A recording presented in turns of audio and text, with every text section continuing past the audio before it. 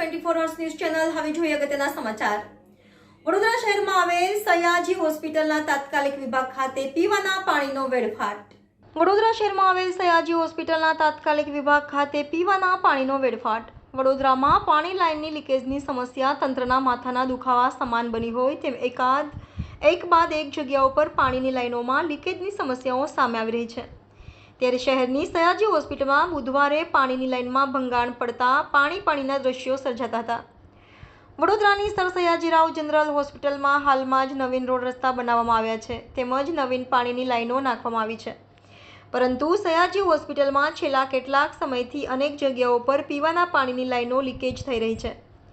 સરકારી હોસ્પિટલ હોવા છતાં અહીં પીવાના પાણીની અવ્યવસ્થા છે, જેના કારણે બહારથી વેચાતું પાણી લાવવાની ફરજ પડી છે।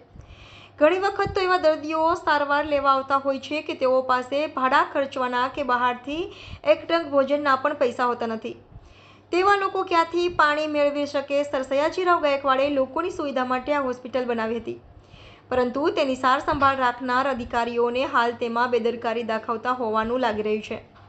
એક તરફ લોકોને પીવાનું પાણી મળતું નથી તો બીજી તરફ હોસ્પિટલના મેનેજમેન્ટની નિષ્કાળજીને કારણે હજારો લીટર પાણીનો વેડફાટ થવા પામ્યો હતો।